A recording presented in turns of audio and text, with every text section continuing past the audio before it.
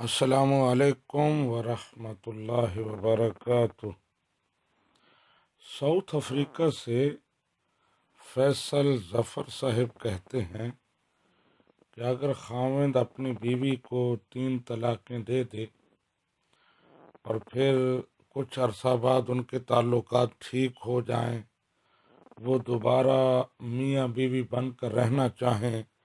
تو کہتے ہیں کہ حلالہ نکالا جائے،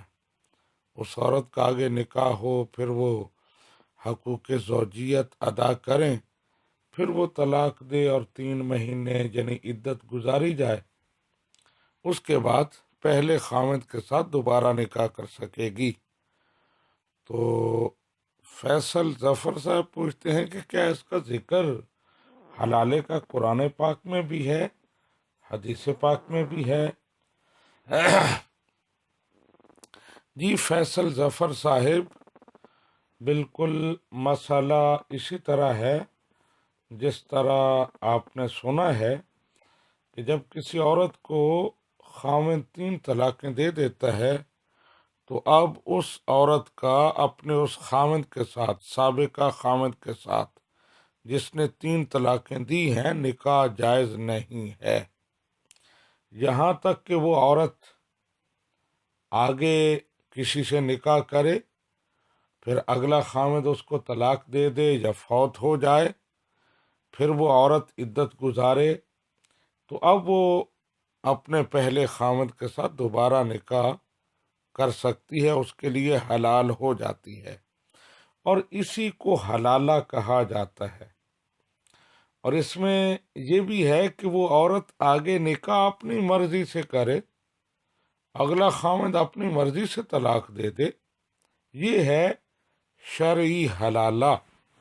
اور یہ جو آپ نے کہا حلالہ نکالا جائے، تو اس سے تصور یوں بنتا ہے کہ پلاننگ کے تحت ایک مرد کو تیار کیا جائے اور اس عورت کے ساتھ اس کا نکاح کیا جائے، پھر کہا جائے کہ ایک رات تم اکٹھے گزارنا، پھر طلاق دے دینا، یہ مشروط نکاح اور پلاننگ کے تحت یہ سارا پروسیس ہو، یہ شرعاً سخت ناپسندیدہ ہے۔ نبی رحمت صلی اللہ علیہ وآلہ وسلم نے ایسا کرنے والوں پر لعنت فرمائی ہے۔ لیکن اگر کوئی ایسا کرتا ہے تو گناہ گار ہونے کے باوجود وہ مقصد حاصل ہو جائے گا،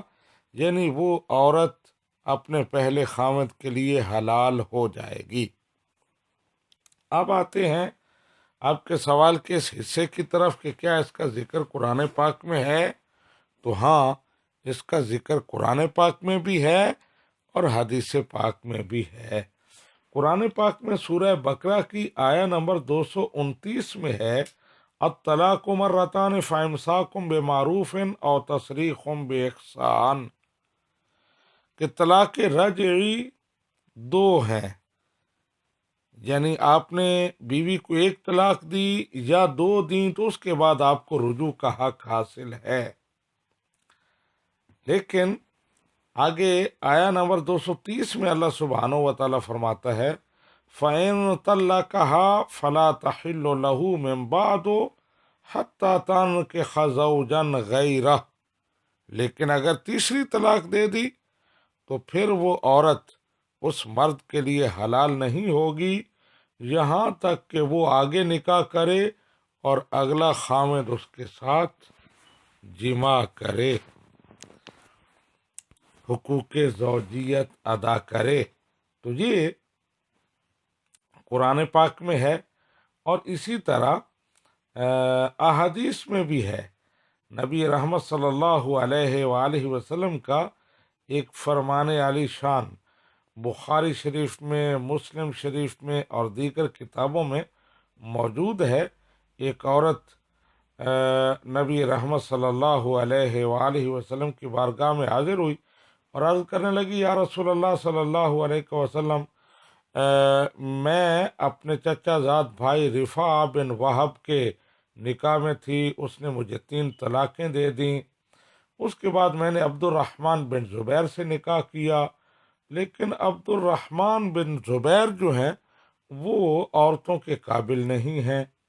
ان کے اندر حقوق زوجیت ادا کرنے کی صلاحیت ہی نہیں ہے، تو اب انہوں نے مجھے طلاق دے دی ہے، اور انہوں نے مجھے چھوا تک نہیں، ہاتھ تک نہیں لگایا۔ تو نبی رحمت صلی اللہ علیہ وآلہ وسلم نے ارشاد فرمایا، اگر تو اپنے پہلے خاوند یعنی رفاع کی طرف لوٹ کر جانا چاہتی ہے تو اس کے لیے ضروری ہے کہ تمہارا دوسرا خاوند عبد الرحمن بن زبیر وہ تمہارے ساتھ حقوق زوجیت ادا کرے۔ حدیث پاک کے الفاظ ہیں، حتیٰ تزو کی اصیلتہ و یزو کا اصیلتہ کے، یہاں تک کہ تم اس کا شہد چکھو اور وہ تمہارا شہد چکھے۔ مراد اس سے وہ لذت اور وہ انجوائمنٹ ہے جو میاں بیوی کے ملنے سے، ان کے یعنی جماع سے انہیں حاصل ہوتی ہے، تو اس کو یہاں شہد قرار دیا ہے نبی رحمت صلی اللہ علیہ وآلہ وسلم نے۔ تو اس احادیث سے اور جو آیات میں نے پیش کی ان سے یہ حلالہ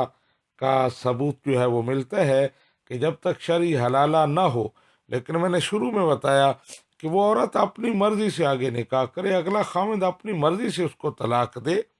یا وہ فوت ہو جائے، تو یہ وہ حلالہ ہے جس کا ذکر قرآن پاک میں ہے۔ اور جو ہمارے ہاں ایک سلسلہ چلتا ہے کہ پلاننگ کے تحت نکاح کیا جاتا ہے، پھر طلاق ہوتی ہے، پھر پہلے کے ساتھ نکاح، تو وہ شرعاً ناپسندیدہ ہے۔ نبی رحمت نے اس سے سخت